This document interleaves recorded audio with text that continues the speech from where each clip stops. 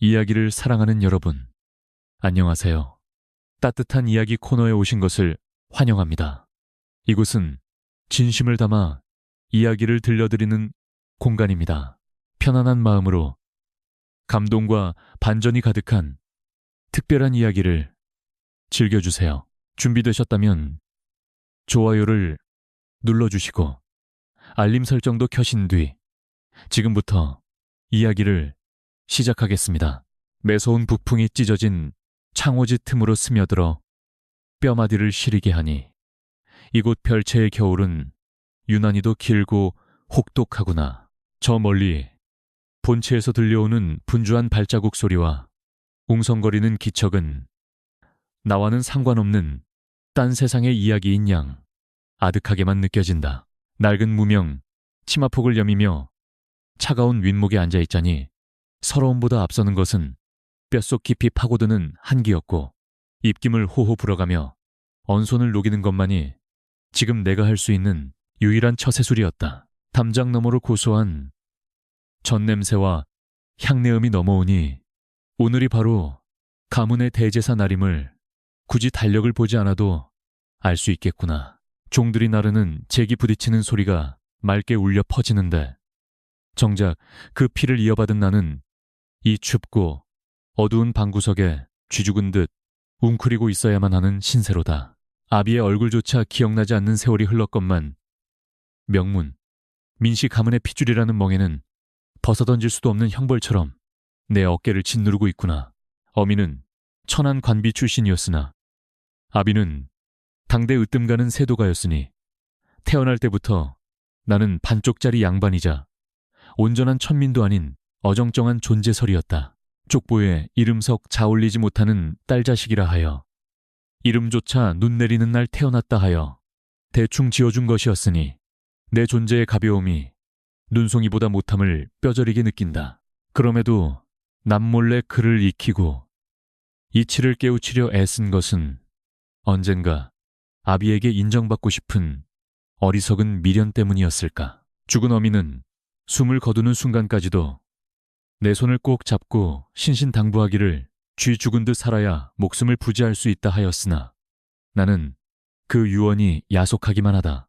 숨만 쉰다고 하여 살아있는 것이 아니요 밤만 축낸다고 하여 사람 구실을 하는 것이 아닐진데 어찌하여 나는 그림자처럼 담벼락 구석에 숨어 평생을 보내야만 한단 말인가. 본체의 화려한 불빛이 창호지 문을 희미하게 비출 때마다 내 가슴속 깊은 곳에서는 알 수 없는 불덩이가 치밀어 오름을 느낀다. 결국 참을 수 없는 호기심과 가슴을 옥죄는 답답함에 이끌려 낡은 고무신을 꿰어 신고 삐그덕거리는 방문을 조심스레 열고 마당으로 나섰다. 살을 애는 듯한 밤 공기가 폐부 깊숙이 들어와 정신을 번쩍 들게 하니 하늘에 걸린 하얀 달만이 내 처량한 그림자를 길게 늘어뜨리며 버텨주고 있구나. 바스락거리는 낙엽 소리 하나에도 가슴이 철렁 내려앉는 것은 내가 이곳에서 환영받지 못하는 불청객이기 때문이리라. 본체와 별체를 가로막은 높은 돌담은 마치 이승과 저승의 경계인 양 단단하고 위압적으로 서 있어 감히 넘볼 수 없는 권위를 뽐내고 있었다. 담쟁이 넝쿨이 말라 비틀어진 틈새로 희미한 불빛이 새어나오는 곳을 찾아 나는 도둑고양이처럼 살금살금 발걸음을 옮겼다.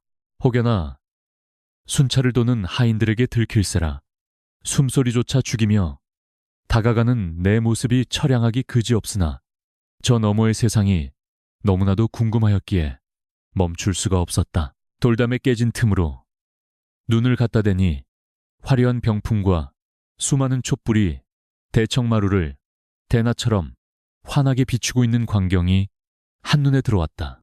비단 옷을 차려입은 친척들이 줄지어 서 있고 재상 위에는 산의 진미가 가득 차려져 있으니 내가 먹는 꽁보리밥과는 비교조차 할 수 없는 풍요로움이었다. 그 중에서도 가장 눈길을 끄는 것은 중앙에 놓인 위패들이었으니 저기에 내 이름은 결코 올라갈 수 없다는 사실이 가슴을 후벼 파는 듯 아려왔다.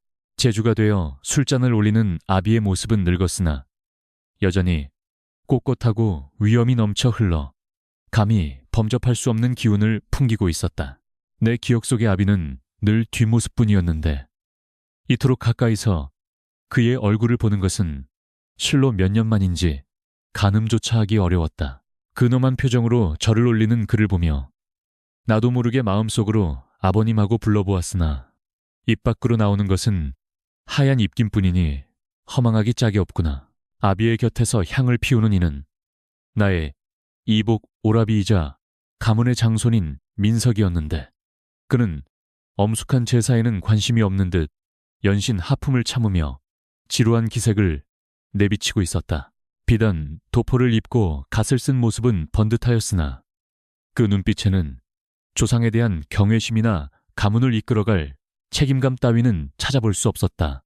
저런 이가 가문의 대를 잇고 족보의 중심에 선다는 것이 제사에 참석한 손님들의 면면을 살펴보니 단순히 조상을 기리는 자리가 아니라 세를 과시하고 결속을 다지는 정치적인 회합의 장이나 다름없어 보였다. 서로 주고받는 눈빛 속에 탐욕과 계산이 오가고 있음을 어린 나의 눈으로도 읽을 수 있었으니 겉으로는 고고한 척하나 속은 시커먼 양반들의 이중성에 혀를 내두를 지경이었다. 저 화려한 잔치판 속에 내가 설 자리는 좁쌀 한 톨만큼도 없다는 사실을 다시금 확인하니 씁쓸함만 더해갔다. 노노에 이르기를 덕이 있으면 외롭지 않고 반드시 이웃이 있다고 하였으나 지금 나의 처지를 보니 성현의 말씀도 다 부질없는 허상처럼 느껴진다. 아무리 책을 읽고 붓을 들어 문장을 짓는다 한들 계집이자 서녀라는 굴레는 나의 재주를 썩은 나무 토막처럼 쓸모없게 만들 뿐이었다.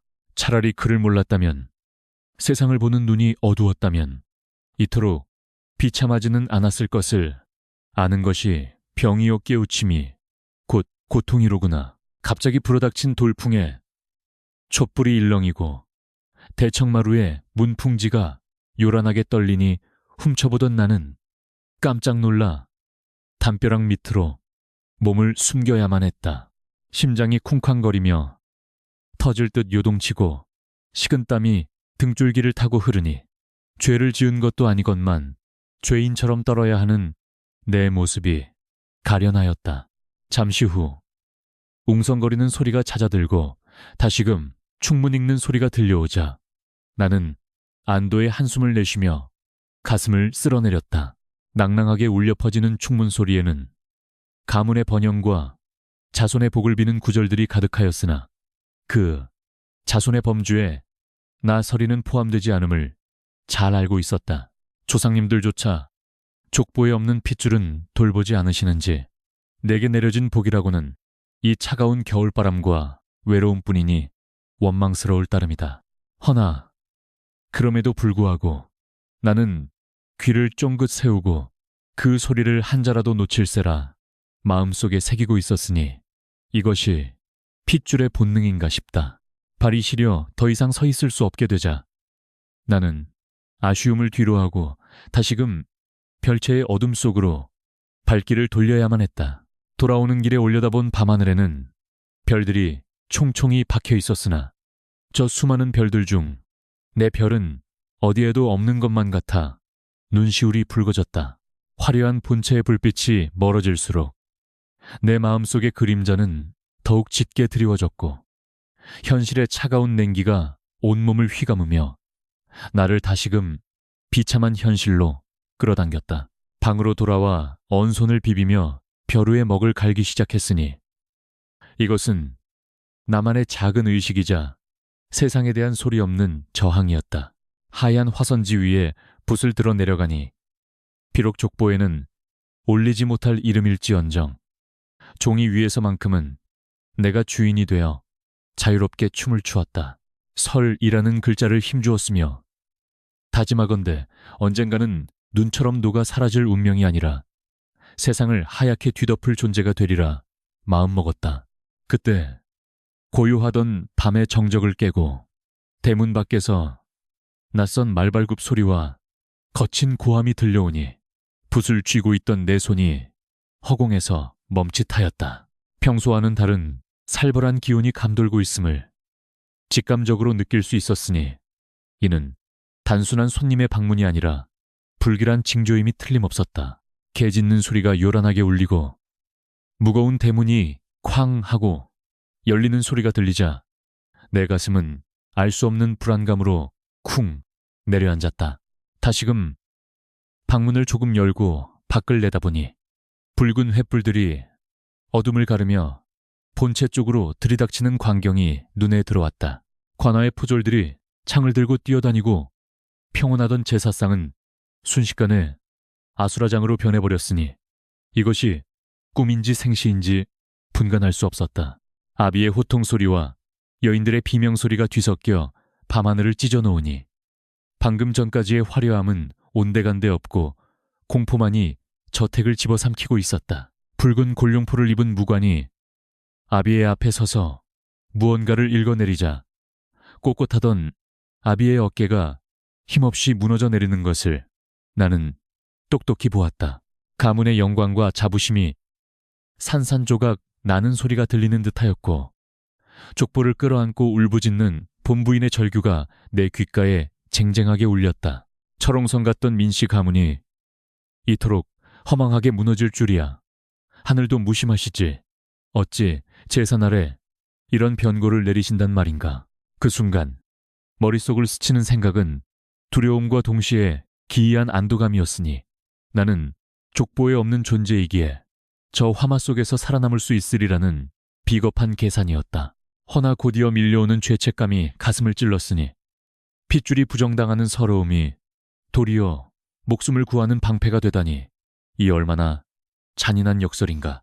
횃불에 비친 내 그림자가 유난히도 길고 짙게 드리워져 마치 다가올 어두운 미래를 예고하는 듯하였다. 밤바람에 실려온 매캐한 연기 냄새가 코끝을 찌르고 붉게 타오르는 횃불은 마치 내 운명을 시험하려는 듯 이글거리고 있었다. 오늘 밤 가문의 명예는 땅에 떨어지고 족보는 잿더미가 될 위기에 처했으나 아이러니하게도 이름 없는 나만이 이 모든 광경을 온전한 정신으로 목격하고 있었다. 역사에 기록되지 않을 밤 소녀 서리의 붓끝이 떨리며 멈추었으니 이제 나의 이야기는 이 폐허 속에서 비로소 시작되려 하고 있었다.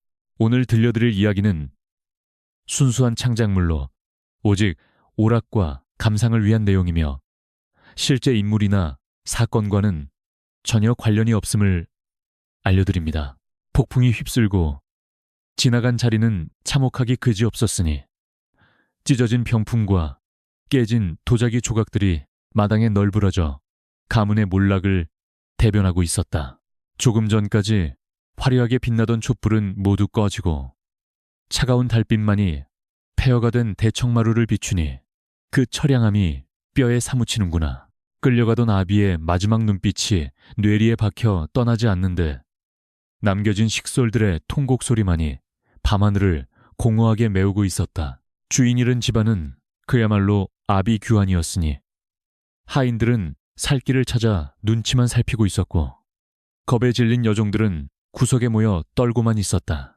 평소 위세등등하던 집사조차 어찌할 바를 모르고 허둥지둥하니 기둥뿌리가 뽑힌 집안의 꼴이 이토록 허망하게 무너질 수 있단 말인가. 나는 별채의 문틈으로 이 모든 혼란을 지켜보며 숨조차 크게 쉬지 못하고 있었으니 나의 존재가 드러나는 순간 나 또한 저 비극의 소용돌이에 휘말릴 것이 뻔하였기 때문이다. 관군들이 외치던 죄목은 국고 횡령과 영모 가담이었으니 이는 삼족을 멸하고도 남을 중죄 중에 중죄였다. 청렴하기로 소문난 아비에게 이런 끔찍한 누명이 씌워지다니 이는 필시 정적들의 비열한 음모임이 틀림없었다. 허나 권력의 비정함은 진실 따위에는 관심이 없으리니 이미 짜여진 각본대로 우리 가문은 도마 위에 생선 신세가 되고 말았구나. 억울함을 호소할 길 없는 이 답답한 현실 앞에 주먹만 꽉 쥐어질 뿐이다. 안방마님은 충격을 이기지 못하고 실신하여 의원조차 부르지 못한 채 찬바닥에 쓰러져 있었으니 평소에 고고하던 모습은 찾아볼 수 없었다. 그녀를 보필하던 유모만이 발을 동동 구르며 울부짖고 있었으나 누구 하나 선뜻 나서서 수습하려는 이가 없었다. 족보에 붉은 줄이 그어질 위기 앞에서 양반의 체면이나 위신 따위는 바람 앞의 등불처럼 위태롭고 부질없는 것이 되어버렸구나. 장손인 민석오라비는 마당 한복판에 주저앉아 넋이 나간 사람처럼 중얼거리고 있었는데 그 모습이 가련하기보다 한심스러워 보였다. 나는 아무것도 모른다. 나는 상관없다며 비겁한 변명만 늘어놓고 있었으니 가문을 지켜야 할 장자의 책임감은 눈 씻고 찾아봐도 없었다. 평소 아비의 권세를 믿고 호가호위하던 그 기세는 온데간데 없고 제 목숨 하나 부지하려는 비굴함만이 얼굴 가득 배어 있었다. 이 난리통에 정신을 차리고 있는 이는 아이러니하게도 집안의 유령 취급을 받던 나설이뿐이었으니 이는 내가 잃을 것이 없기 때문이리라. 명예도 지위도 재물도 가진 적이 없기에 빼앗길 것도 없었으며 그렇기에 오히려 차갑게 식은 머리로 상황을 직시할 수 있었다. 지금 필요한 것은 눈물이 아니라 대책이요. 한탄이 아니라 행동임을 저들은 어찌하여 깨닫지 못한단 말인가. 혼란을 틈타 몇몇 하인들이 곳간을 털고 폐물을 훔쳐 달아나는 모습이 눈에 들어오니 인심의 간사함에 혀를 차지 않을 수 없었다. 주인이 힘을 잃자마자 배신을 때리고 제 입속을 챙기는 저들의 행태가 밉살스러웠으나 한편으로는 오죽하면 저럴까 싶은 연민도 들었다. 가문이 건재할 때 베풀지 않았던 인덕이 결국 이런 위급한 순간에 부메랑이 되어 돌아오는 것이니 자업자득이라 해야 할지 참으로 씁쓸한 노릇이다. 더 이상 방관만 할 수는 없었기에 나는 낡은 겉옷을 걸치고 조심스레 별채를 빠져나와 아수라장이 된 본체 쪽으로 다가갔다. 다행히 사람들은 제 살 길 찾기에 바빠나 같은 계집아이에게는 눈길조차 주지 않았으니 투명인간처럼 살아온 내 처지가 이럴 때는 오히려 도움이 되었다.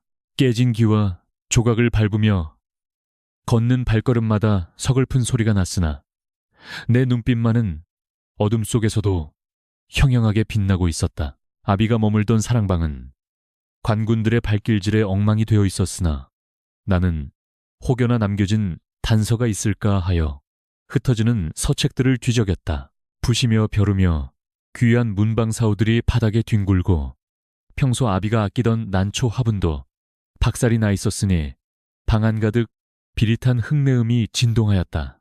영모의 증거를 찾겠다며 이 잡듯이 뒤졌을 터이니 성한 것이 남아있을 리 만무하였으나 나는 포기하지 않고 방 구석구석을 살폈다. 그러다 문득 찢겨진 병풍 뒤편 아비가 즐겨 앉던 보류 밑에서 구겨진 종이 뭉치를 발견하였으니 내 심장이 거세게 뛰기 시작했다. 급하게 휘갈겨 쓴 듯한 필체는 분명 아비의 것이었으나 먹물이 번져 내용을 온전히 알아보기는 힘들었다.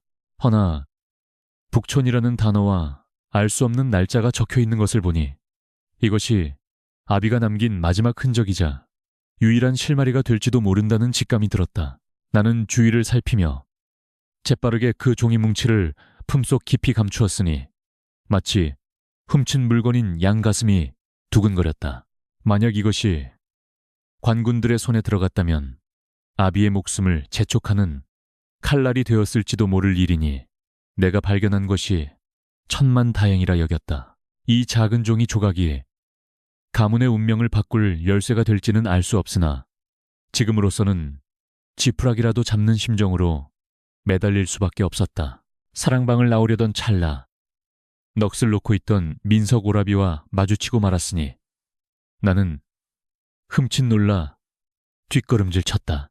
평소 같으면 천한 것이라며 호통을 쳤을 그였지만 지금은 초점 없는 눈동자로 나를 멍하니 바라볼 뿐이었다.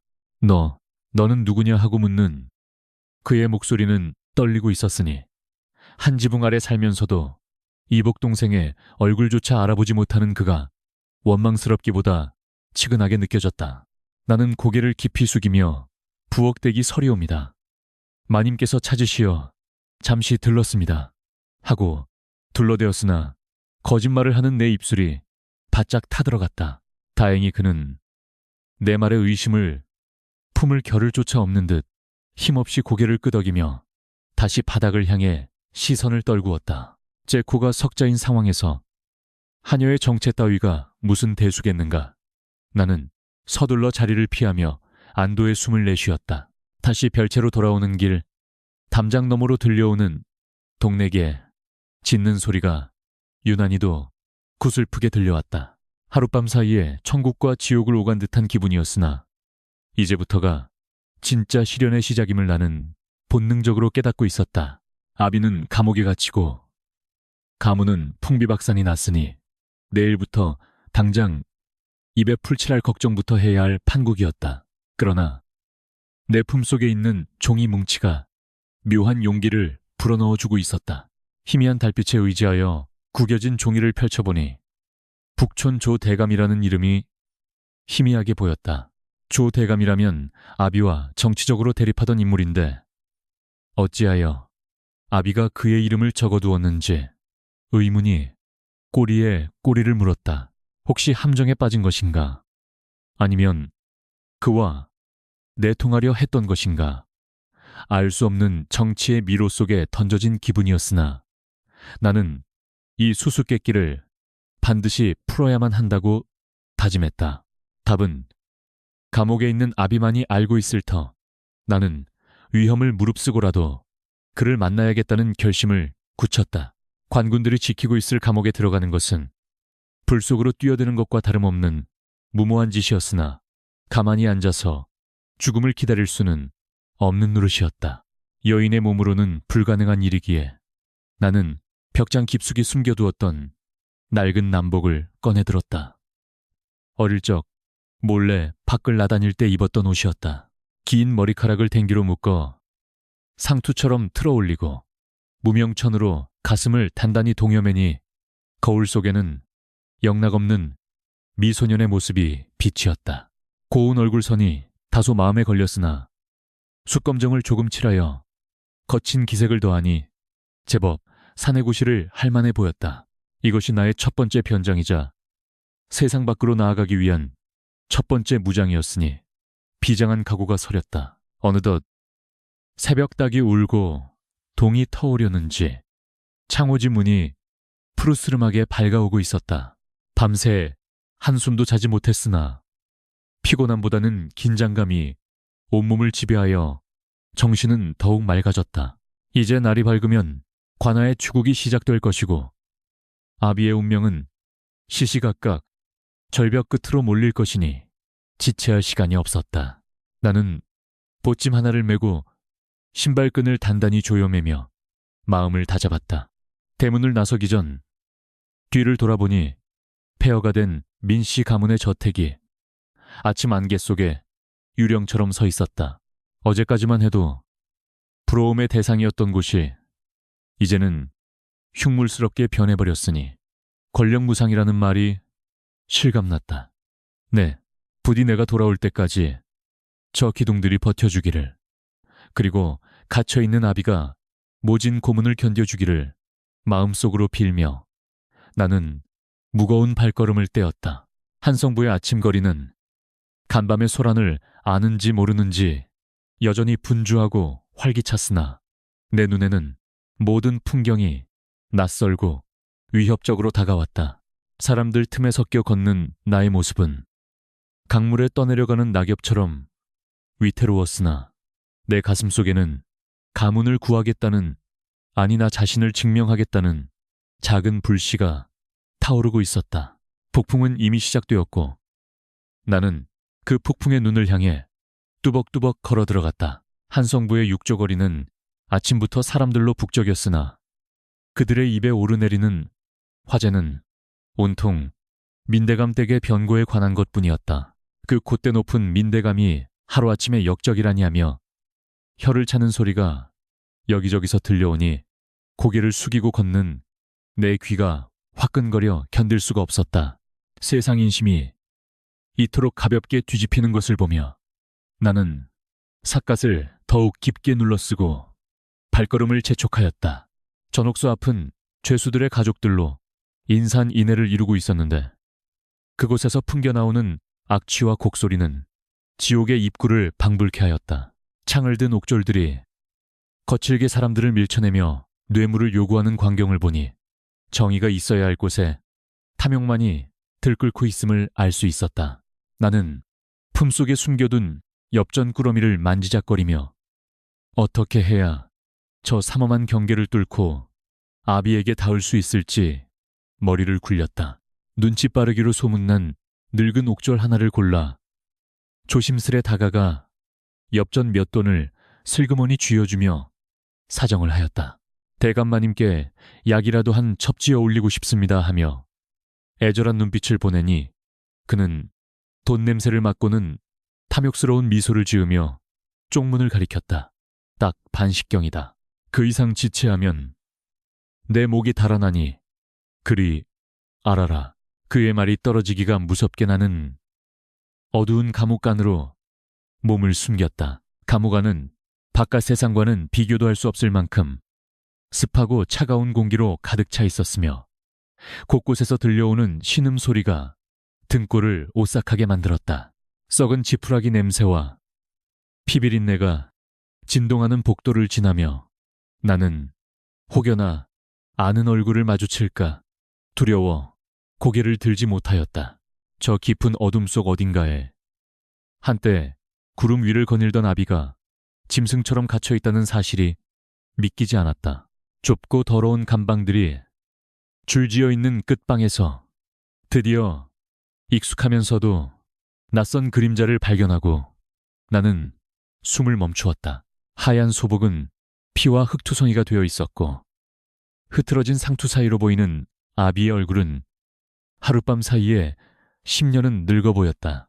벽에 기대어 힘겹게 숨을 몰아쉬는 그를 보자 가슴 한구석이 옥죄어오는 통증을 느꼈으나 나는 울음을 삼키며 철창살을 잡았다.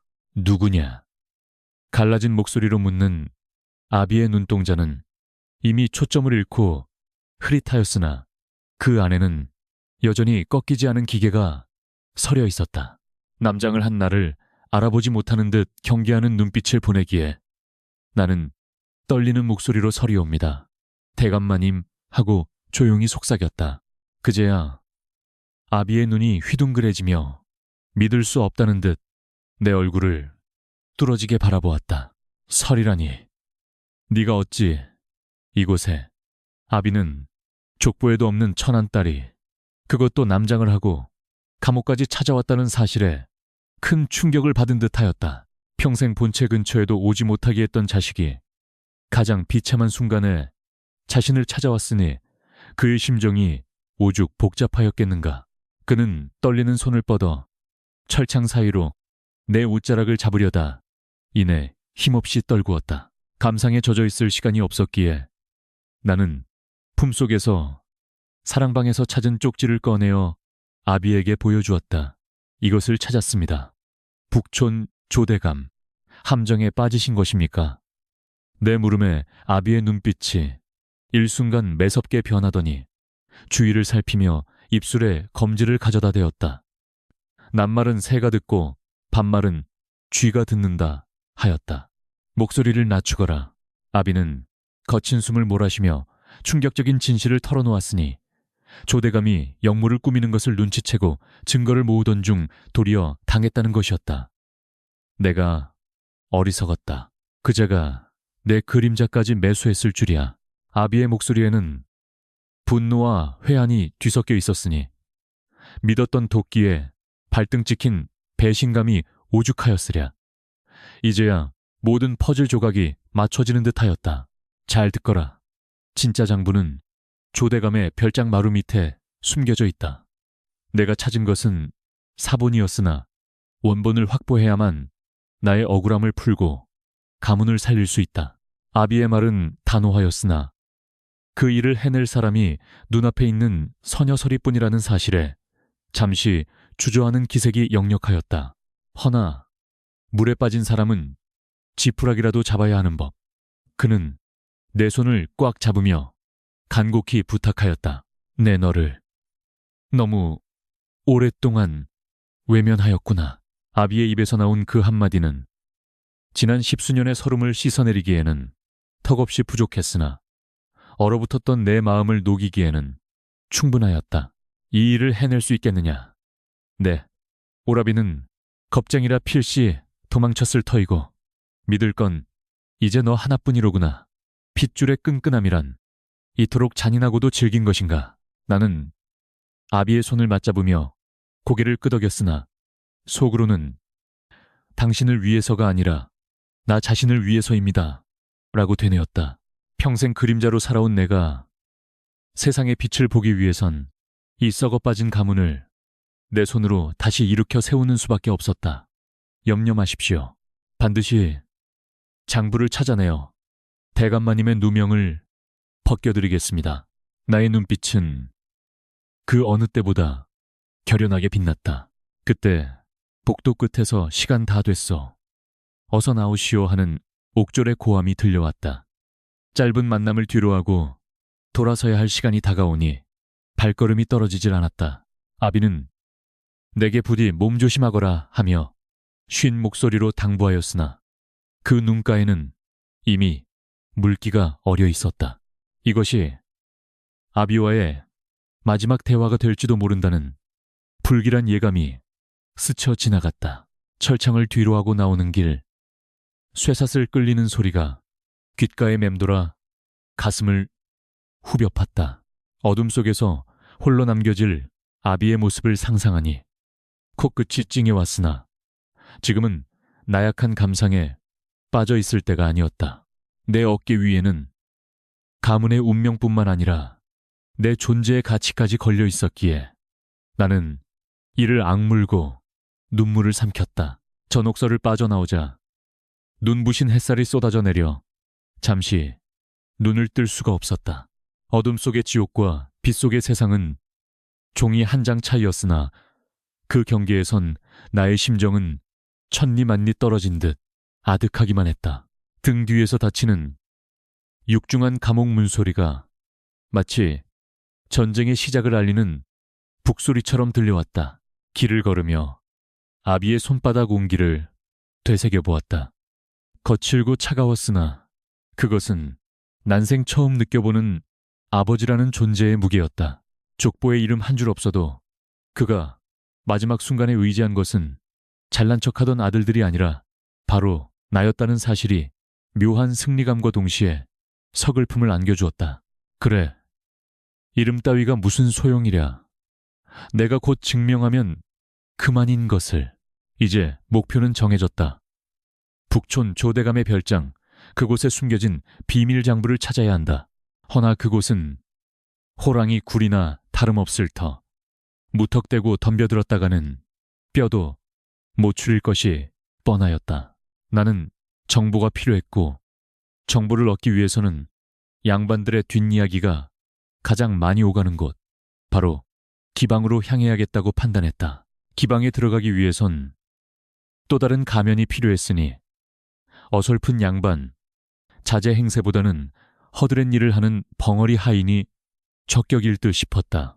입을 닫고 귀만 열어두면 세상의 온갖 비밀들이 제 발로 찾아올 테니까.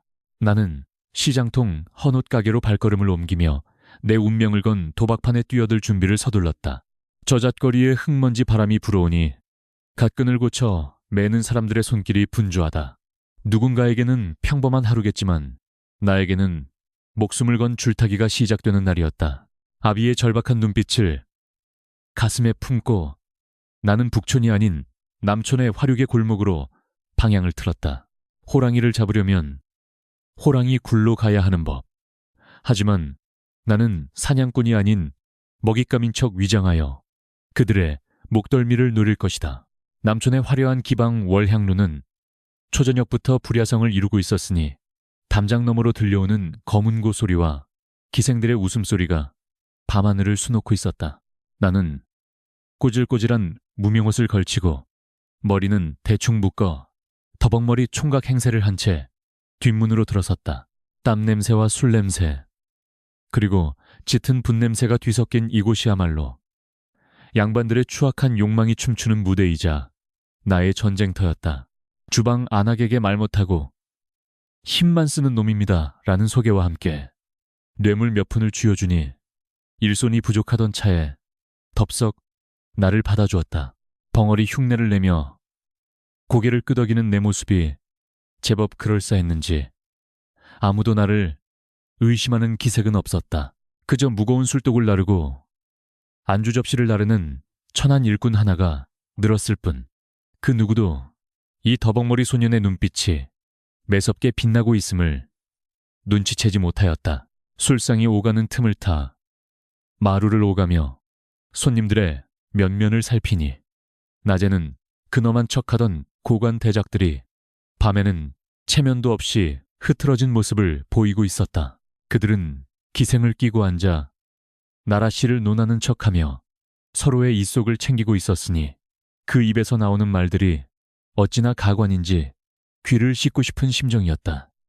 허나 나는 그들의 추잡한 농담 속에 숨겨진 뼈 있는 한마디를 놓치지 않으려 귀를 쫑긋 세웠다.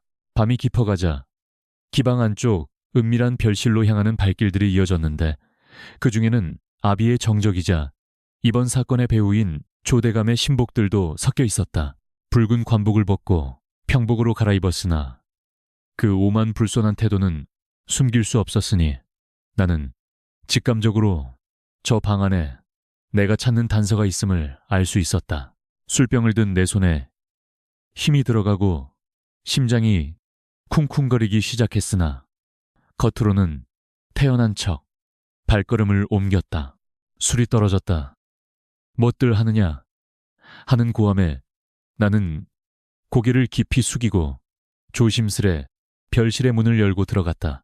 방 안에는 자욱한 담배 연기와 함께 밀담이 오가고 있었는데 내가 들어서자 순식간에 정적이 감돌았다.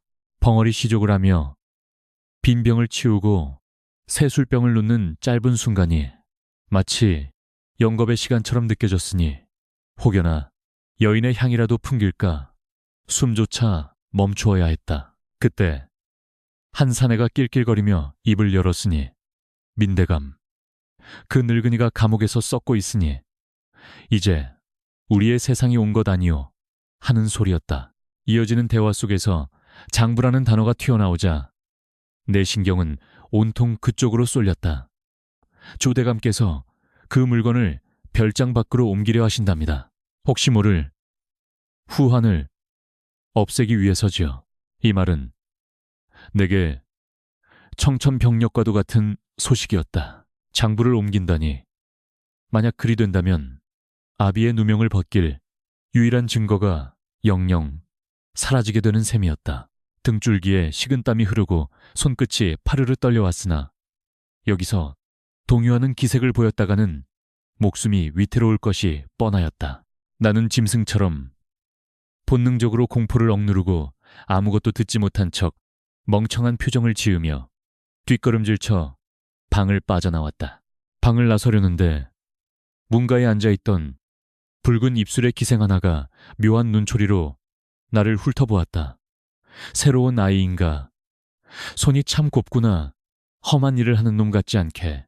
그녀의 날카로운 지적에 내 가슴이 철렁 내려앉았으나 나는 짐짓 거친 척 소매로 코를 훔치며 어수룩하게 웃어 보였다.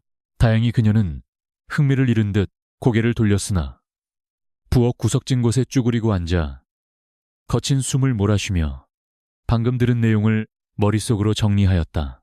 장부를 옮기는 시점은 내일 밤, 장소는 아직 알 수 없으나 분명 조대감의 별장에서 움직일 터였다. 시간이 없었다. 오늘 밤 안으로 별장에 잠입하여 장부를 빼내지 못한다면 모든 것이 끝장이었다.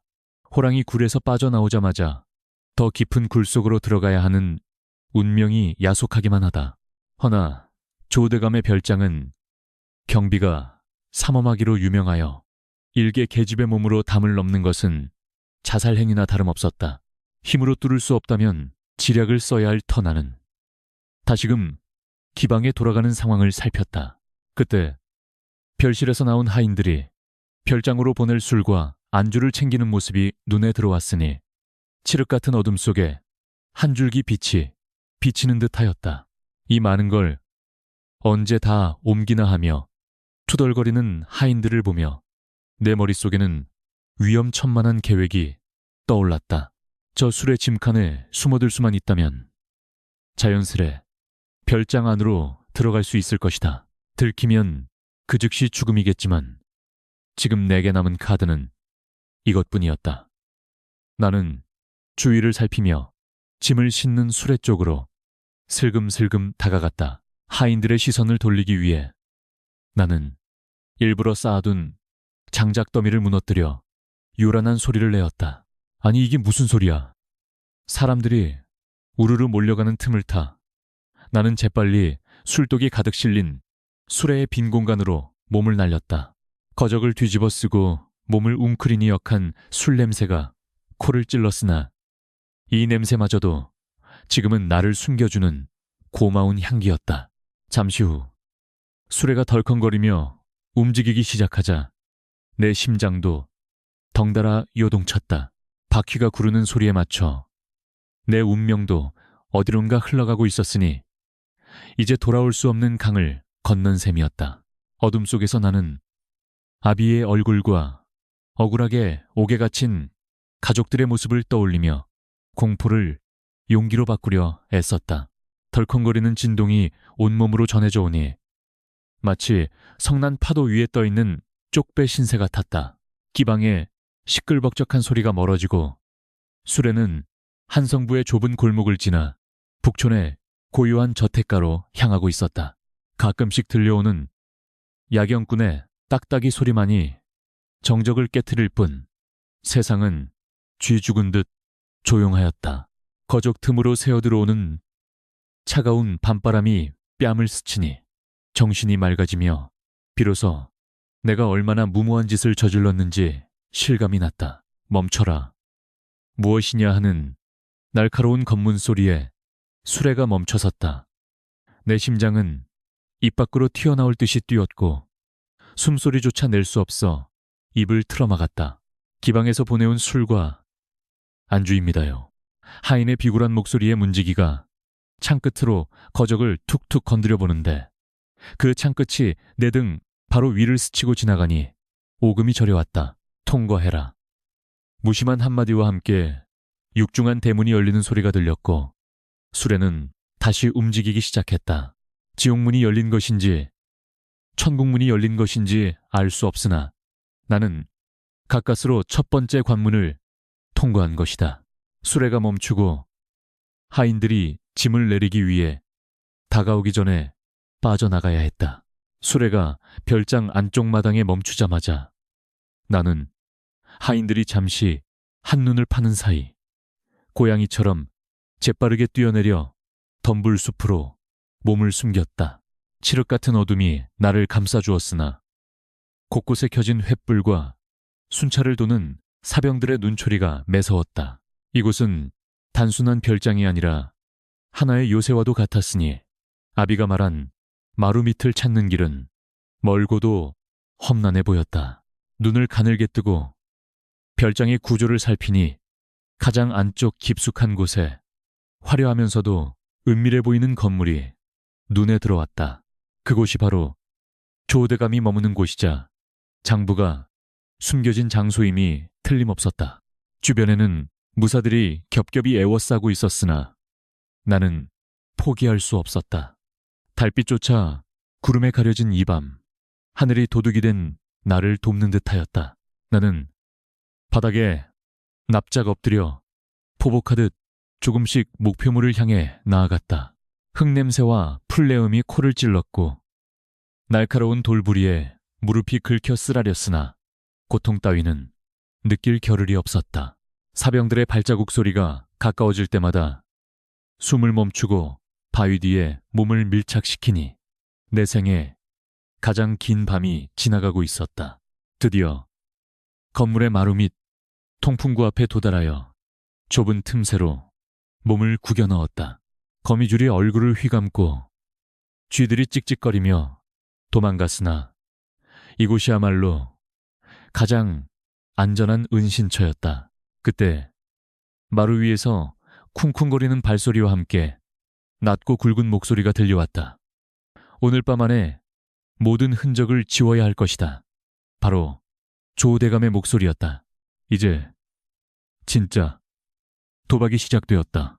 머리 위에서 들려오는 조대감의 목소리는 낮고 음침하여 마치 무덤 속에서 울리는 소리 같았다. 마루 틈 사이로 희미한 빛이 새어들어와 먼지들이 춤추는 것이 보였으나 내 시선은 오로지 그들의 대화에만 집중되어 있었다. 이 장부만 없애면 민 대감놈은 영원히 역적의 멍에를 벗지 못할 것입니다. 간사한 웃음소리가 섞인 그들의 대화는 내 피를 거꾸로 솟게 만들었다. 쿵쿵거리는 발소리가 마루의 특정 지점에서 멈추더니 드르륵 하고 무언가 열리는 소리가 들렸다. 보십시오. 이것이 바로 그들을 파멸로 몰아넣은 증좌입니다. 나는 숨을 죽이고 그 위치를 가늠해보니 바로 내가 숨어있는 곳에서 불과 몇 척 떨어진 머리 위였다. 손을 뻗으면 닿을 듯한 거리에서 가문의 운명이 결정되고 있었으니 긴장감에 손바닥이 축축하게 젖어들었다. 태우기 전에 술이나 한잔 합시다. 승리의 축배를 들어야지요.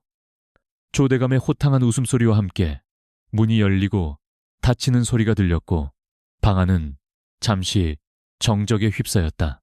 지금이었다. 그들이 술상을 봐오라고 시킨 그 짧은 틈이야말로 하늘이 내게 준 유일한 기회였다.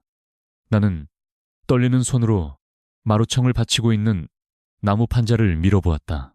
다행히 오래된 마루 한쪽이 헐거워져 있어 힘껏 밀어올리니 틈이 생겼다. 나는 뱀처럼 팔을 뻗어 방바닥에 놓인 비단 보자기 뭉치를 더듬어 찾았다. 손끝에 닿는 차가운 종이의 감촉. 그것을 움켜쥐는 순간 전율이 온몸을 휘감았다. 이것을 손에 넣기 위해 얼마나 먼 길을 돌아왔던가. 나는 서둘러 뭉치를 품속 깊이 찔러 넣었다. 그러나 기쁨도 잠시 누구냐 하는 날카로운 고함과 함께 방문이 벌컥 열렸다. 술을 가지러 갔던 신복 하나가 돌아와 솟아오른 마루청을 발견한 것이었다. 마루틈 사이로 그와 눈이 마주친 순간 내 심장은 눈칠 것만 같았다. 쥐새끼 같은 놈이 숨어 있었다. 다급한 외침이 별장의 고요한 밤 공기를 찢어발겼다. 나는 생각할 겨를도 없이 반대편 통풍구를 향해 미친 듯이 기어가기 시작했다. 뒤에서 마루장이 뜯겨나가는 소리와 칼을 뽑는 소리가 요란하게 들려왔다. 좁은 통로를 빠져나와 마당으로 굴러떨어지자마자 사방에서 횃불들이 춤을 추며 나를 향해 조여오고 있었다. 잡아라. 살려보내서는 안 된다. 조대감의 분노에 찬 목소리가 밤하늘을 울렸다. 나는 젖먹던 힘을 다해 담장을 향해 달렸다. 쿡축 하는 소리와 함께 화살이 내 귓가를 스치고 지나가 나무 기둥에 박혔다. 다리가 후들거리고 숨이 턱까지 차올랐으나 멈추면 죽음뿐이라는 공포가 나를 채찍질하였다. 등 뒤에서 들려오는 거친 발자국 소리는 마치 저승사자의 발소리처럼 들려왔다. 담장을 넘으려는 찰나 뜨거운 통증이 왼쪽 어깨를 강타했으니 날아온 표창에 스친 것이었다. 비명조차 지를 수 없는 고통에 눈앞이 번쩍하였으나 나는 이를 악물고 담벼락에 매달렸다. 붉은 선혈이 옷소매를 적시고 뚝뚝 떨어져 땅을 물들였으나 품속의 장부만은 잃어버리지 않으려 반대편 손으로 가슴을 움켜쥐었다. 간신히 담을 넘어 바깥으로 몸을 던지니 둔탁한 소리와 함께 바닥에 처박혔다. 온몸의 뼈가 으스러지는 듯한 충격에 잠시 정신이 아득해졌으나 곧바로 들려오는 대문 열리는 소리에 벌떡 일어날 수밖에 없었다. 추격자들은 이미 턱 밑까지 쫓아와 있었다. 어둠만이 나의 유일한 아군이었으니 나는 무작정 숲이 우거진 산길 쪽으로 방향을 잡았다. 나뭇가지가 얼굴을 핥히고 가시덤불이 발목을 잡아채었으나 나는 멈추지 않고 달리고 또 달렸다. 피냄새를 맡은 짐승처럼 끈질기게 따라붙는 그들의 기척을 따돌리기 위해서는 길이 아닌 곳으로 가야만 했다. 거친 숨소리가 내 귀를 꽉 채우고 흐르는 피가 체온을 앗아가고 있었으나 정신력 하나로 버티고 있었다. 한참을 달렸을까. 내 앞을 가로막은 것은 깎아지른 듯한 절벽이었다. 아래에서는 검은 계곡물이 으르렁거리는 소리가 들려왔다. 뒤에서는 횃불의 불빛이 점점 가까워지고 있었으니 진퇴양난의 위기였다. 잡혀서 개죽음을 당하고 장부마저 뺏길 것인가, 아니면 목숨을 걸고 저 어둠 속으로 뛰어들 것인가. 선택의 여지는 없었다. 나는 장부를 품속 깊이 단단히 여미고 눈을 질끈 감았다. 아버지, 부디 저를 지켜주시옵소서. 짧은 기도를 끝으로 나는 허공을 향해 몸을 던졌다. 차가운 밤 공기가 온몸을 휘감고 추락하는 공포가 머리끝까지 치솟았으나 그 순간만큼은 나는 새처럼 자유로웠다. 풍덩하는 소리와 함께 얼음장 같은 계곡물이 나를 집어삼켰다.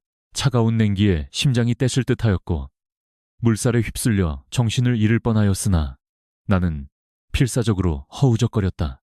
물속에서도 오직 장부 걱정뿐이었으니 이것이 젖으면 모든 것이 수포로 돌아간다는 생각에 나는 물 위로 고개를 내밀려 발버둥 쳤다. 얼마나 떠내려갔을까. 추격자들의 고함 소리가 멀어지고 횃불도 희미해졌다. 나는 힘이 빠진 몸을 이끌고 물가 얕은 곳으로 기어 올라와 바위 틈에 몸을 숨겼다. 온몸이 젖어 덜덜 떨려오고 상처 부위가 욱신거려 견딜 수가 없었으나 품속을 확인해보니 기름종이로 감싼 장부는 무사하였다. 안도의 한숨이 하얀 입김이 되어 흩어졌다. 긴장이 풀리자 극심한 고통이 밀려왔다.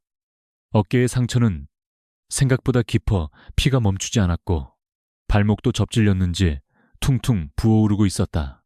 이대로 정신을 잃으면 동사하거나 과다출혈로 죽을 것이 뻔하였으나 무거운 눈꺼풀은 자꾸만 내려앉으려 하였다. 안 돼. 여기서 쓰러지면 안 돼. 나는 입술을 깨물며 정신을 붙잡으려 애썼다. 내가 여기서 죽으면 아비의 누명은 누가 벗겨줄 것이며 가문의 명예는 누가 되찾아줄 것인가. 이름 없는 처녀로 태어나 처음으로 세상에 나의 존재를 증명할 기회를 얻었으니 이대로 허무하게 끝낼 수는 없었다.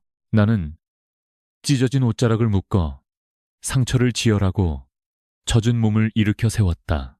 달빛조차 숨어버린 캄캄한 산길을 절뚝거리며 걷는 내 모습은 처참하기 그지없었다. 한 걸음 내디딜 때마다 신음이 새어나왔으나 나는 장부가 든 품을 어루만지며 주문처럼 되뇌었다. 나는 민씨 가문의 딸이다. 나는 설이다. 그것은 고통을 잊기 위한 나만의 비명이었다.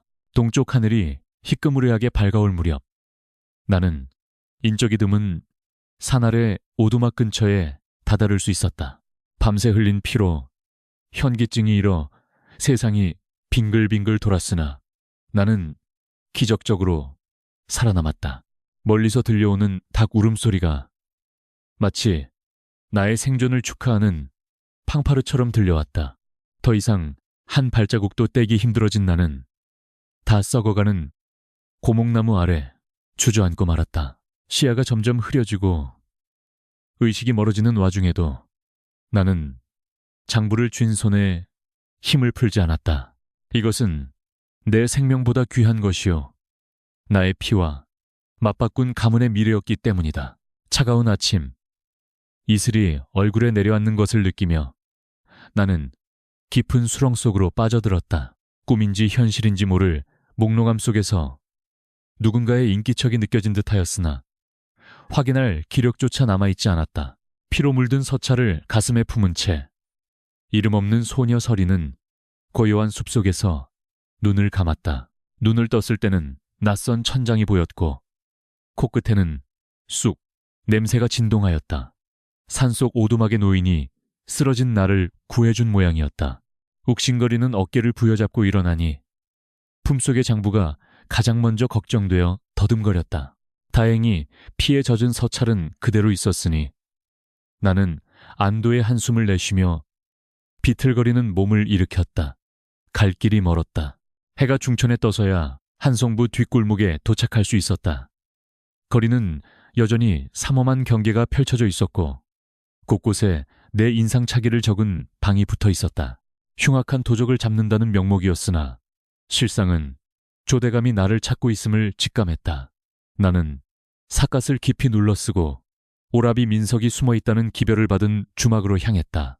허름한 주막의 구석진 방. 그곳에서 나는 민석 오라비를 마주할 수 있었다. 며칠 사이 그는 반쪽이 되어 있었으나 눈빛은 두려움으로 가득 차 있었고 술 냄새가 진동하였다. 가문의 장손이라 불리던 위풍당당함은 온데간데 없고 마치 겁먹은 개처럼 웅크리고 있는 꼴이 처량하기 짝이 없었다. 나를 보자마자 그는 소스라치게 놀라 뒷걸음질 쳤다. 네가 여길 어떻게 알고 왔느냐? 당장 나가거라. 너 때문에 나까지 죽게 생겼다. 오라비는 내 안위 따위는 묻지도 않고 고함부터 질러댔다.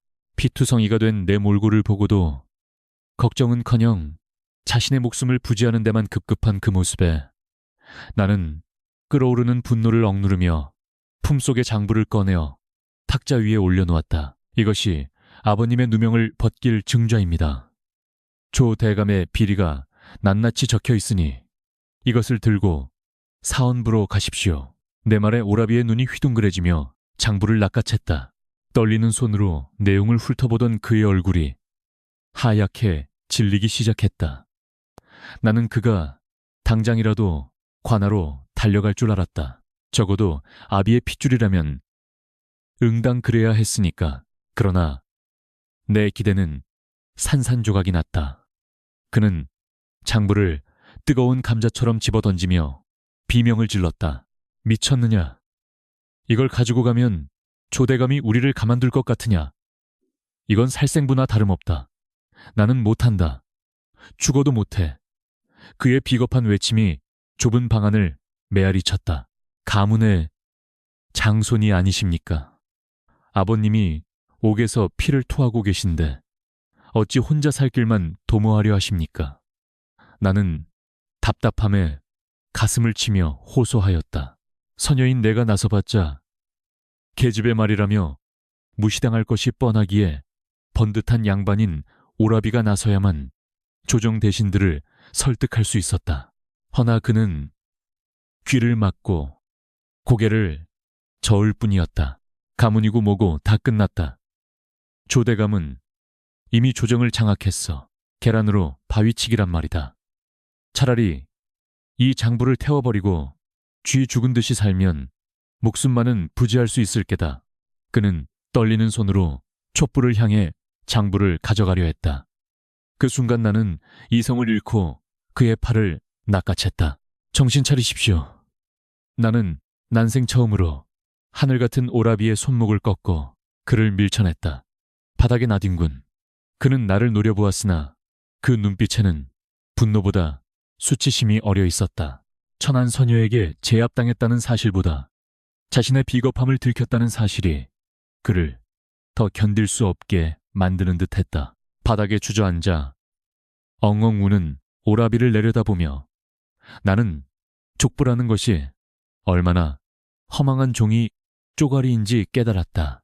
이름이 올라가 있으면 무엇 하나 그 속은 텅 비어 썩어 문드러져 있는 것을 뼈대 있는 가문의 핏줄이라 자부하던 그의 실체는 겁쟁이에 불과했고 이름 없는 내가 도리어 그 무게를 짊어지고 있었다.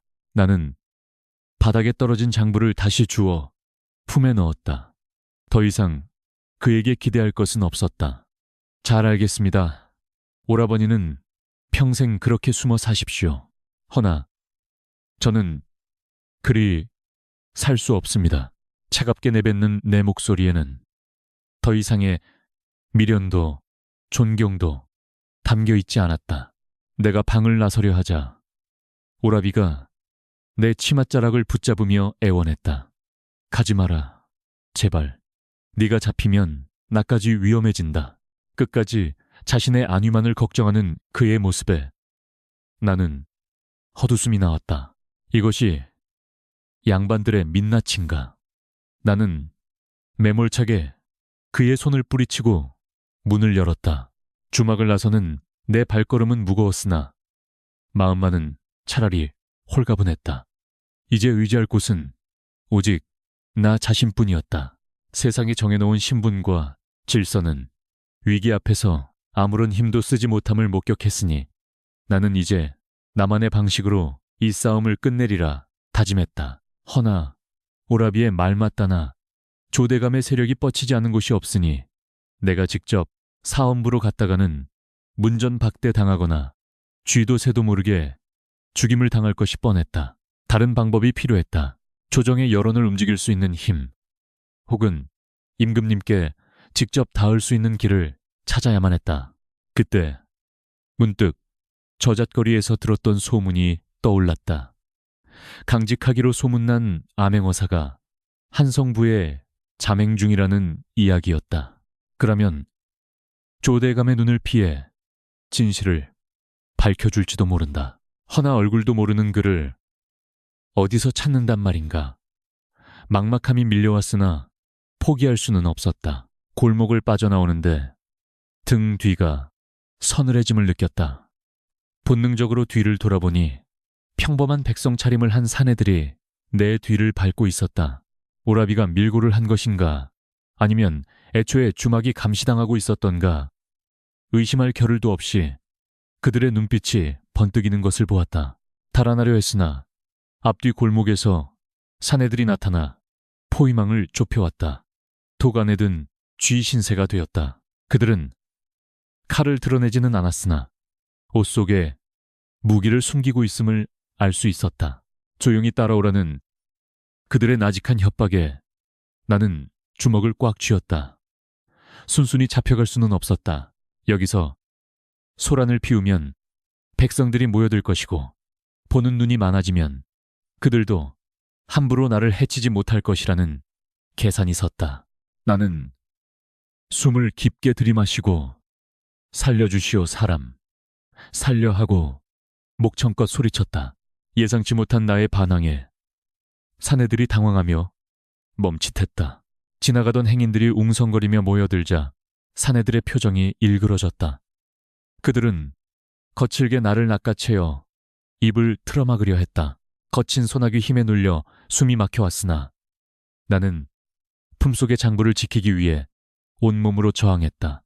이 소란이 누군가의 귀에 들어가기를 간절히 바라면서 희미해지는 의식 속에서 나는 누군가가 인파를 해치고 다가오는 것을 보았다. 갓을 쓴 선비의 실루엣이었으나 그가 구원자인지 또 다른 적인지는 알 수 없었다. 오라비에게 버림받고 세상에 홀로 선 내 운명은 이제 바람 앞의 등불처럼 위태롭게 흔들리고 있었다. 어둠이 다시금 나를 덮쳤다.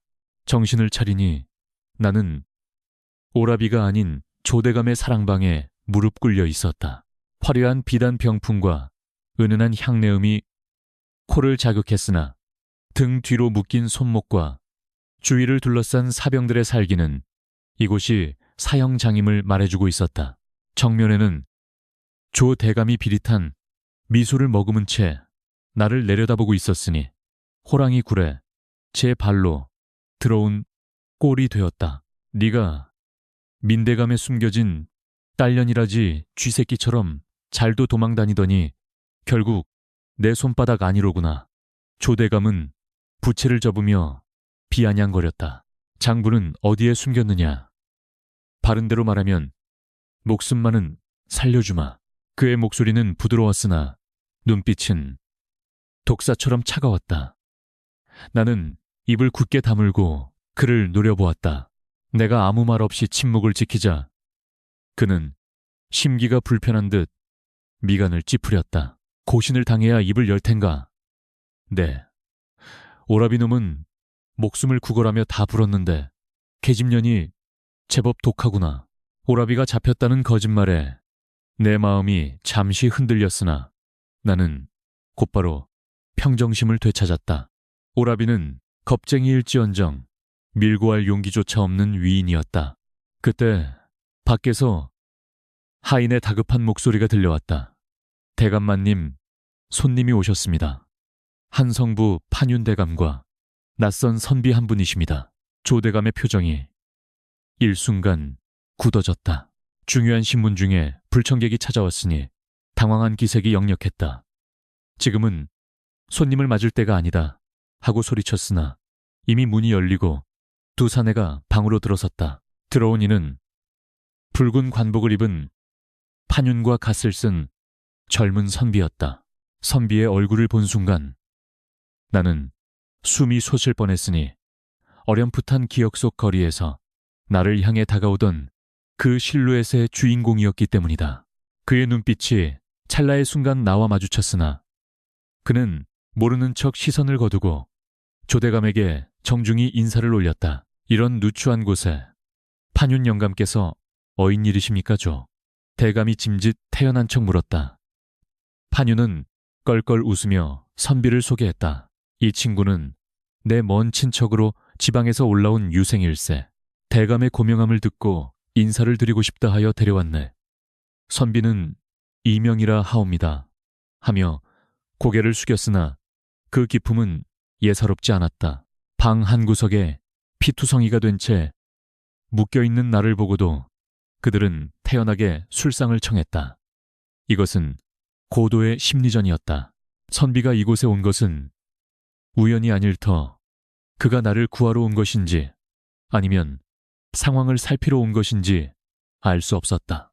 조대감 역시 의심의 눈초리를 거두지 않은 채 나를 병풍 뒤로 가리라 눈짓을 보냈다. 하인들이 나를 끌어내려 하자 나는 기지를 발휘하여 큰 소리로 외쳤다. 손님 앞에서 주인이 흉한 꼴을 보이시니 부끄럽지도 않으십니까? 나의 돌발 행동에 조대감의 얼굴이 불그락 푸르락해졌고 선비의 눈썹이 꿈틀거렸다. 나는 이 기회를 놓치지 않고 승부수를 던지기로 했다. 당황한 조대감은 하인에게 눈짓하며 차탁 위에 놓인 찻잔을 가리켰다. 이 아이가 광증이 있어 헛소리를 합니다. 약을 먹여 재우거라. 그것은 누가 봐도 독약이 든 잔이었다. 하인이 억지로 내 입을 벌리려 하자 나는 뿌리치며 말했다. 내 손으로 마시겠소. 마지막 가는 길에 채통은 지키게 해주시오. 묶인 줄이 풀리고 독이 든 찻잔을 손에 쥐게 되자 나는 조대감이 아닌 선비를 뚫어지게 쳐다보았다. 이 차를 마시면 제 광증이 낫겠습니까? 아니면 세상의 진실이 덮이겠습니까? 나의 말은 선비에게 보내는 간절한 신호였다. 나는 죽음을 각오했으니 당신이 증인이 되어달라는 무언의 외침이었다. 찻잔을 입에 가져가는 순간 선비가 부채를 펼치며 나직이 입을 열었다. 차향이 예사롭지 않군요. 독한 향은 정신을 맑게 하기도 하나 과하면 사람을 상하게 하는 법. 대감, 그 아이의 말이 궁금하니 잠시 멈추게 하시지요. 그의 말에는 뼈가 있었고 서슬퍼런 위엄이 서려 있었다. 조대감은 눈을 가늘게 뜨고 선비를 노려보았다. 일개 유생이 관여할 바가 아니네. 어서 마셔라. 그의 호통에 나는 결단을 내려야 했다. 지금 마시지 않으면 강제로 당할 뿐이고 마신다면 목숨을 걸고 시간을 벌 수 있었다. 나는 망설임 없이 찻잔을 기울였다. 씁쓸하고 비릿한 액체가 목구멍을 타고 넘어가자 식도부터 위장까지 타들어가는 듯한 고통이 밀려왔다. 나는 빈잔을 바닥에 던져 깨뜨리며 조대감을 향해 비틀거리며 외쳤다. 장부는 제 몸속에 있는 것이 아니라 제 머릿속에 있습니다. 못내 독기운이 퍼지며 시야가 흐려지고 다리에 힘이 풀렸다. 나는 피를 토하며 비틀거렸으나 정신력으로 버티며 선비 쪽으로 몸을 돌렸다.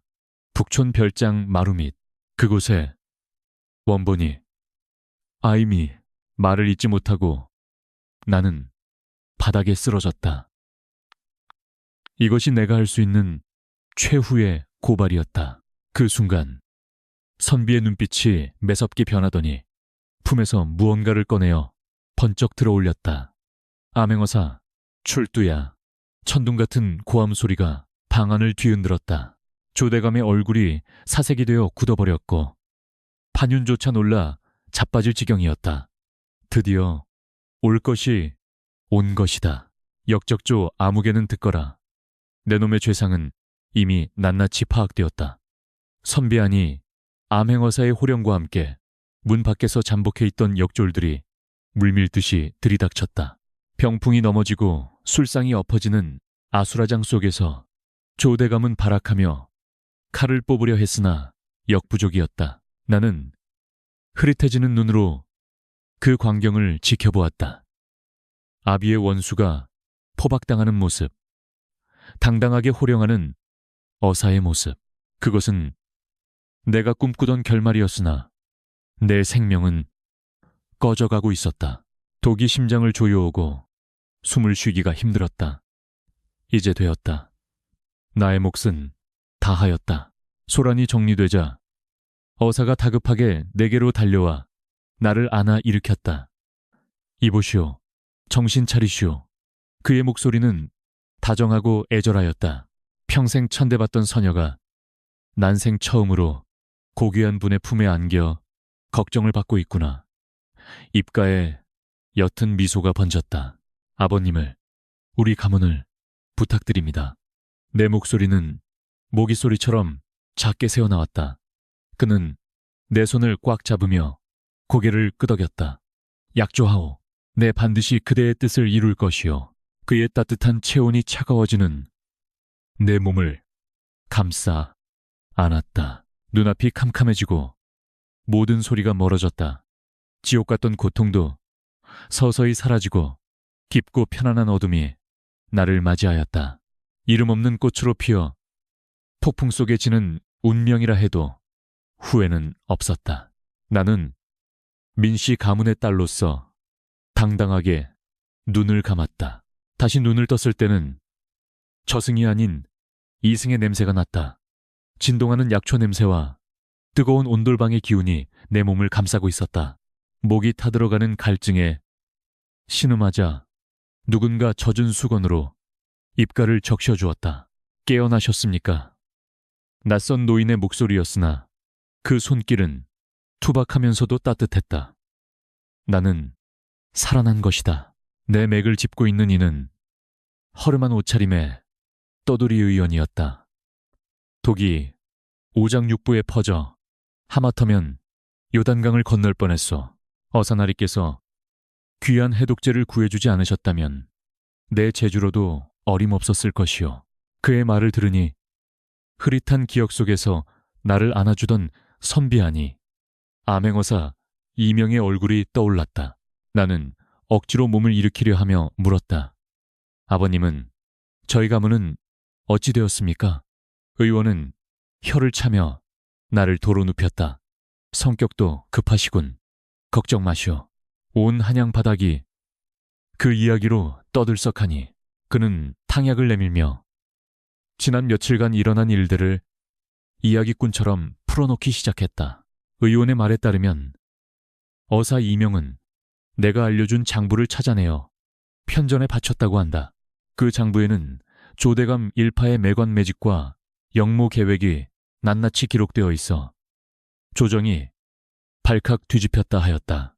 임금께서 친국을 여시어 조대감의 죄를 물으시니 그 서슬퍼런 위험 앞에 권세가들은 주풍낙엽처럼 떨어져 나갔다는 통쾌한 소식이었다.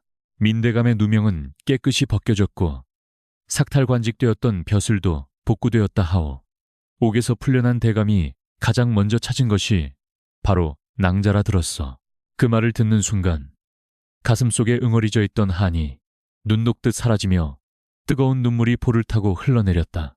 드디어 해낸 것이다. 이름 없는 내가 가문을 지켜낸 것이다. 허나 그댁 장남은 겁을 먹고 도망치려다 잡혀 망신을 톡톡히 당했다더군. 의원의 지나가는 말에 쓴 웃음이 지어졌다. 세상 사람들은 혀를 찾겠지만 나는 그저 그가 목숨을 부지한 것만으로도 다행이라 여겼다. 어차피 그에게 큰 기대를 걸지 않았기에 실망할 것도 없었다. 며칠이 지나자 기력을 조금씩 회복하여 미움 정도는 넘길 수 있게 되었다. 독기운이 빠져나간 자리는 허전하였으나 마음만은 그 어느 때보다 평온하였다. 창밖에서 들려오는 까치 소리가 반갑게 느껴지니 비로소 세상이 아름답게 보이기 시작했다. 그러던 어느 날 방문이 조용히 열리며 낯익은 갓을 쓴 사내가 들어왔으니 바로 어사 이명이었다. 관복 대신 평상복을 입은 그는 한결 편안해 보였으나 나를 바라보는 눈빛에는 깊은 연민과 존경이 담겨 있었다. 몸은 좀 어떠시오? 그대가 깨어나기만을 손꼽아 기다렸소. 나는 황급히 이불 위에서 저를 올리려 했으나 그가 만류하였다. 은희는 내가 아니라 낭자요. 그대의 용기가 아니었다면 진실은 영원히 어둠 속에 묻혔을 것이요. 그의 겸손한 말에 얼굴이 화끈거렸다. 저는 그저 제 몫을 했을 뿐입니다. 대감마님께서 약조를 지켜주신 덕분입니다. 그는 품에서 서신 한 통을 꺼내어 내게 건넸다. 민대감, 나의 아비가 보낸 것이었다. 대감께서 낭자를 본가로 데려오라 하셨소. 이제 그만 집으로 돌아갑시다. 집이라는 단어가 이토록 낯설고도 그리운 것이었던가. 나는 떨리는 손으로 서신을 받아들었다. 의원에게 깊은 감사를 표하고 어사가 마련해준 고운 비단옷으로 갈아입었다. 남루한 무명옷을 벗어던지고 비단 저고리를 걸치니 거울 속에 나는 더 이상 부엌대기 서리가 아니라 양반집 규수 같아 보였다.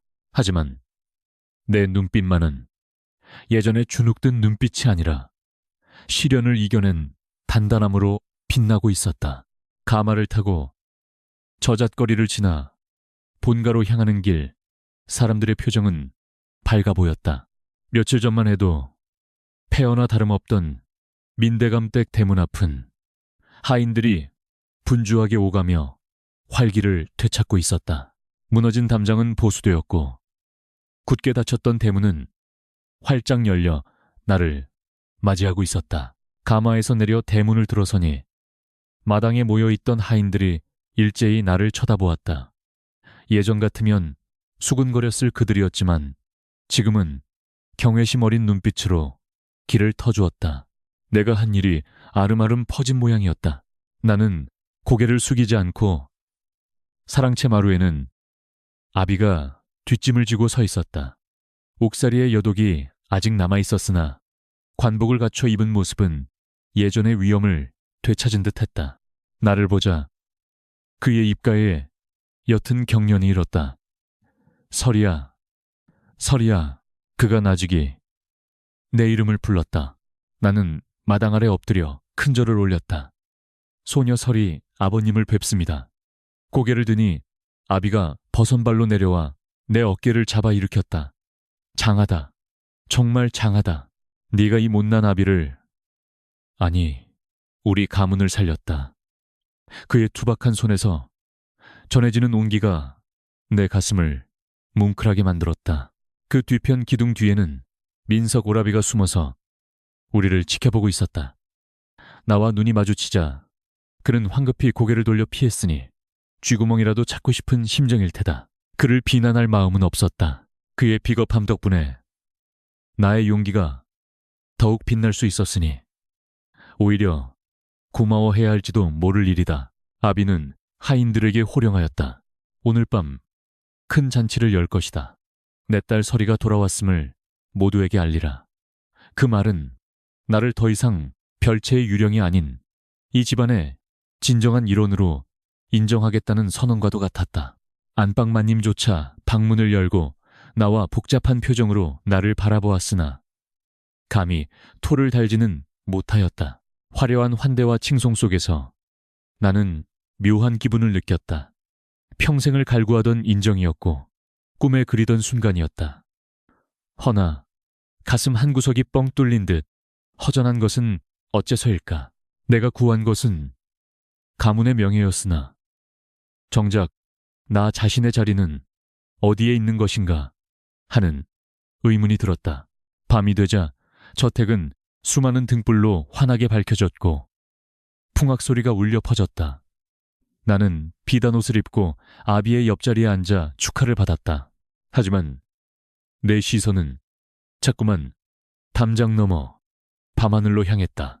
자유롭게 떠도는 구름이 저 높은 담장 안에 갇힌 나보다 더 행복해 보이는 것은 왜일까? 잔치가 무르익을 무렵 아비가 중대 발표를 하겠다는 듯 자리에서 일어났다. 네, 이번 일로 깨달은 바가 크다. 서리의 공을 치하하여 내일 문중 어른들을 모시고 족보에 관한 논의를 할 것이다. 그 말에 좌중이 술렁거렸고 안방마님의 얼굴이 사색이 되었다. 진정한 싸움은 이제부터 시작이라는 예감이 스쳐 지나갔다. 날이 밝자 민씨 가문의 문중 어른들이 하나둘씩 사랑채로 모여들었다. 하얀 수염을 쓸어내리며 근엄하게 앉아있는 그들의 모습은 마치 심판관 같았으니 공기는 무겁게 가라앉아 숨조차 쉬기 힘들었다. 어제의 환대와 축제 분위기는 온데간데 없고 엄격한 유교적 질서만이 서슬퍼렇게 살아나 나를 옥죄어왔다. 나는 화려한 비단 옷을 입고 있었으나 감히 방 안으로 들어가지도 못하고 마루 끝자락에 무릎을 꿇고 앉아 있었다. 죄인도 아니건만 죄인처럼 고개를 숙여야 했으니 내 옷의 화려함이 오히려 초라하게 느껴졌다. 안방마님은 회심의 미소를 지으며 어른들께 차를 올리고 있었으니 그녀에게는 믿는 구석이 있는 듯했다. 아비가 비장한 표정으로 입을 열었다. 여기 있는 서리는 이번 영모 사건에서 가문을 구한 1등 공신입니다.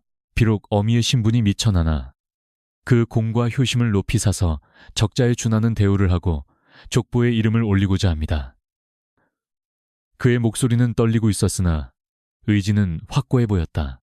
아비의 말이 떨어지기가 무섭게 방안은 벌집을 쑤신 듯 소란스러워졌다.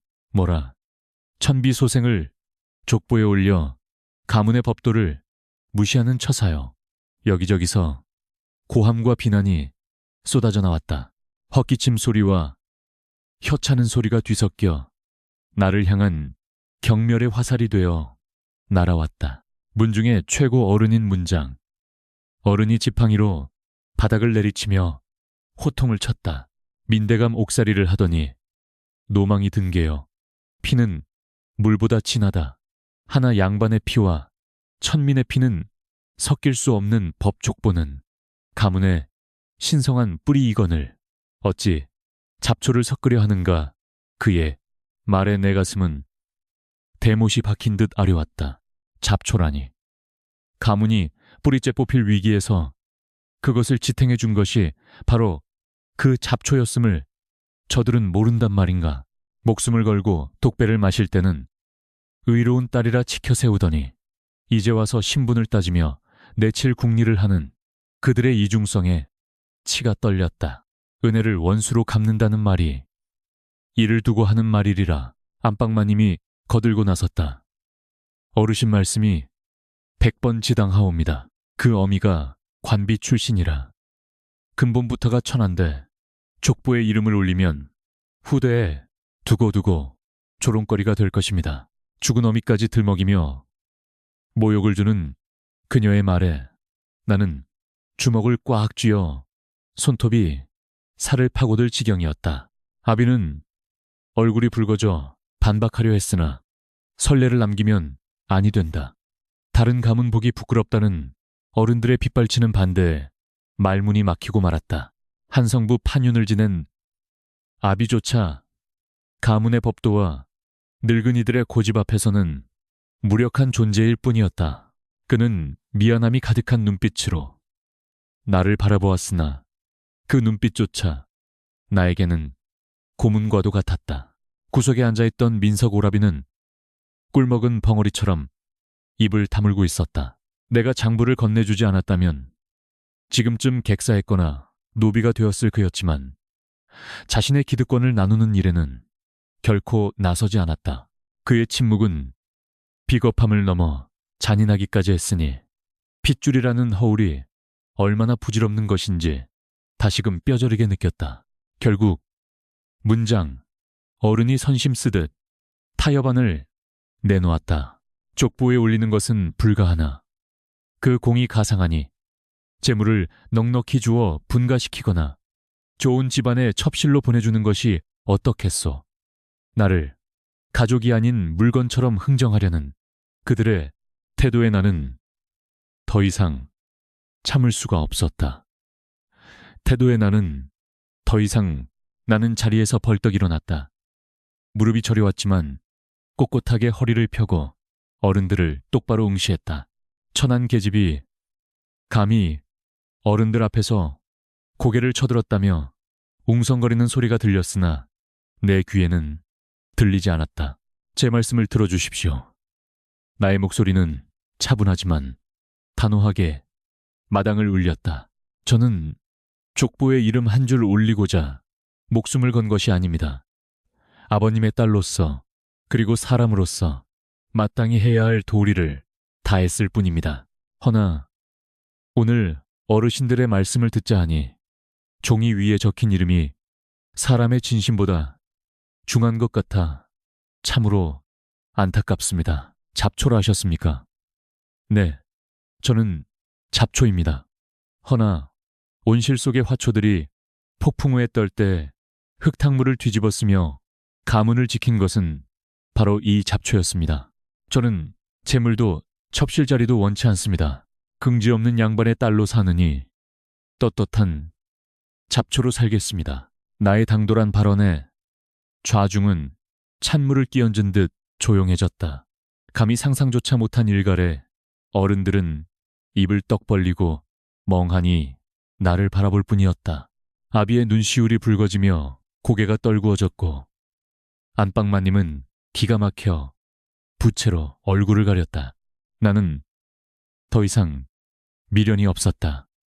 뒤도 돌아보지 않고 마루를 내려와 대문 쪽으로 걸어갔다. 등 뒤에서 저런 발칙한 연하는 호통 소리가 들려왔으나 그것은 패배자들의 비명처럼 들릴 뿐이었다. 비단옷이 거추장스럽게 느껴졌다. 대문을 나서려는데 아비가 황급히 뛰어나와 내 앞을 막아섰다.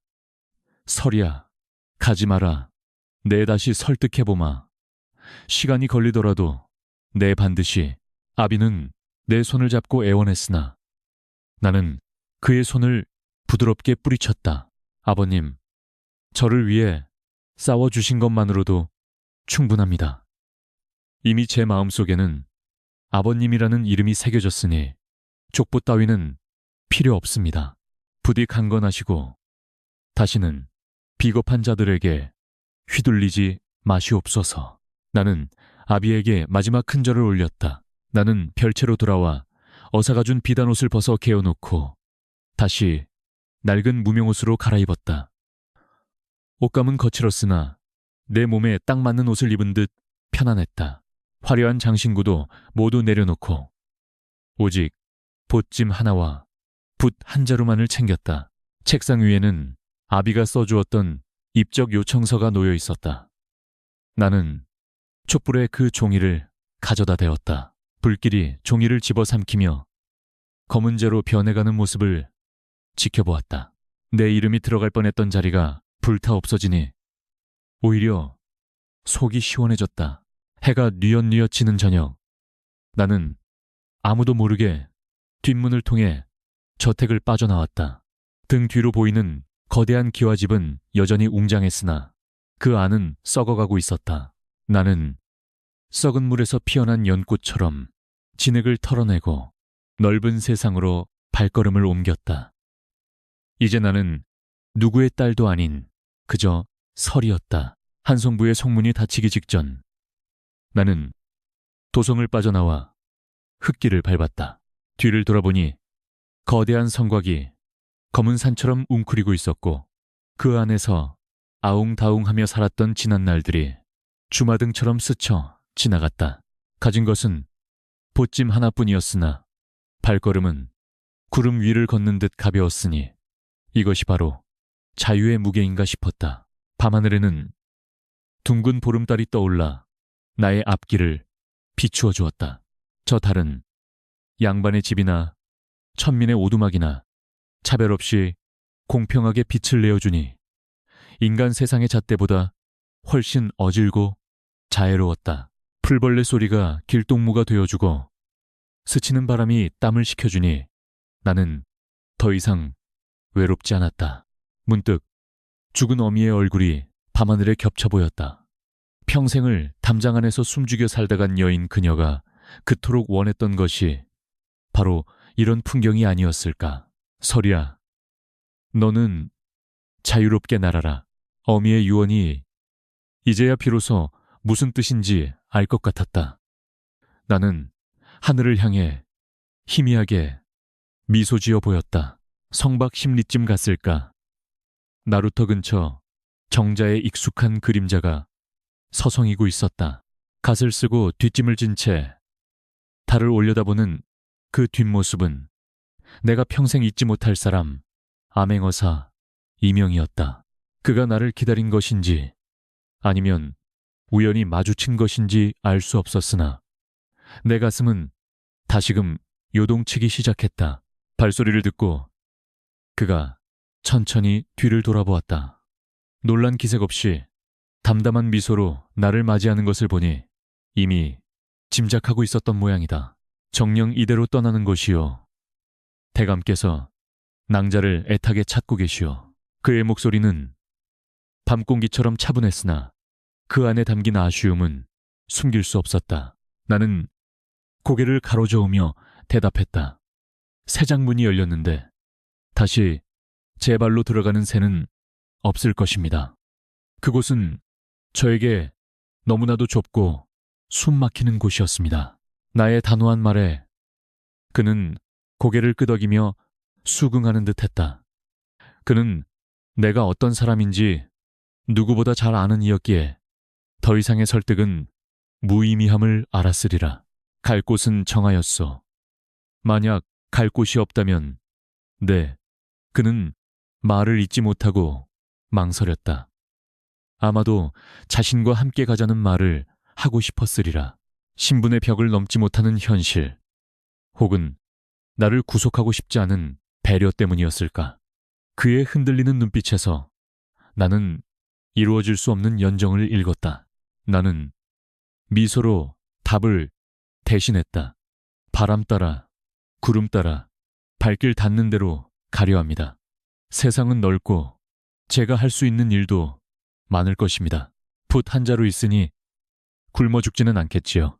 나는 그에게 짐이 되고 싶지 않았고 누군가의 여인으로 다시 갇히고 싶지도 않았다.